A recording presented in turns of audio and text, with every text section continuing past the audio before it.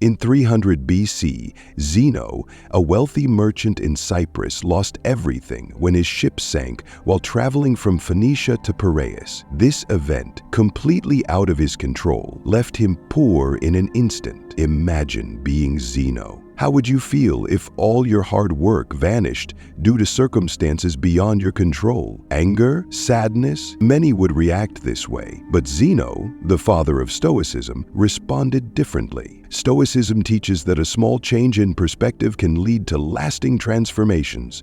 Its core idea is acceptance and indifference. Zeno, inspired by Socrates and other philosophers, developed Stoicism, which teaches that while we can't control events, we control our reactions. Instead of mourning his loss, Zeno stayed calm and composed. Today, Stoicism is often seen as the philosophy of unemotional people, but it was much more than that. It was a way of understanding life. Still relevant today, Stoicism helps us process negative emotions and reshape our worldview. Perspective is key, and everyone's experiences shape their views. The Stoics shared their ideas in public spaces, believing that Stoic principles could benefit all people, from slaves to emperors. Some of the most famous Stoics include Epictetus, once a slave, Seneca, a statesman, and Marcus Aurelius, a powerful Roman emperor. The Stoics promoted unity and inclusivity, coining the term cosmopolitan, meaning citizen of the world. They even disagreed with the exclusion of women from philosophy,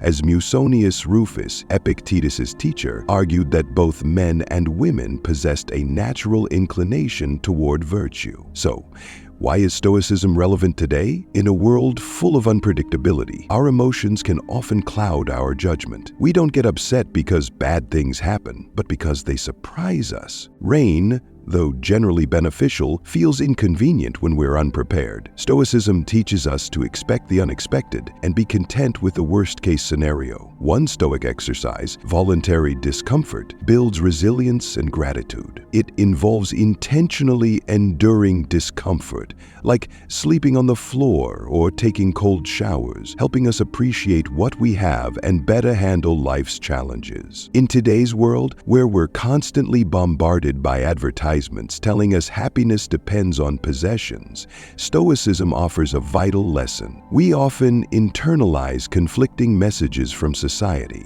setting unrealistic expectations for ourselves. Instead, we should focus on personal growth for its own sake, without external attachments. Stoicism teaches us not to base our happiness on things that can be lost or taken away. As Seneca said, learning to live with less creates space for what truly matters. Happiness should come from within, not external factors. The most important Stoic principle is the dichotomy of control. While we can't control everything that happens to us, we can control how we react. As Epictetus said, the chief task in life is to distinguish what's in our control and focus on our choices. Stoics teach that we must separate what we can control from what we cannot. Our value should come from what we can control, not from external factors. Striving toward goals is good, but breaking down when things don't go your way is unproductive. Making YouTube videos, though easier than being a Roman emperor, can be tough. You must form an idea, research it, scrap it, rewrite, film, edit, and create the thumbnail. All up to you, but once you click upload, the YouTube algorithm takes over. Yet many judge success by metrics like views or followers, which are beyond our control. Instead, Stoics say we should measure success by the effort we put in, not the outcome. Living with less means unbinding yourself from societal expectations. Imagine a worker expecting a promotion after 6 months of hard work. When the boss denies it, the worker feels inadequate. But what if he focused on the quality of his work instead? The promotion would simply be postponed, not a sign of failure. This shift in perspective is key. A true Stoic doesn't measure success by financial financial gain, but by living comfortably without needing external rewards. There are four main Stoic virtues: wisdom, courage, temperance, and justice. Wisdom is knowing what's within your control and choosing your reactions. Courage is about persistence and resistance. Temperance means doing more with less. While billionaires fight for wealth, Stoics believe the limit of wealth is having what's essential and enough. Justice teaches us to do good for others, not harm them. Nelson Mandela, a famous Stoic figure, applied these principles in his life. After spending 27 years in prison for fighting apartheid, he chose not to seek revenge, but to move forward and rebuild.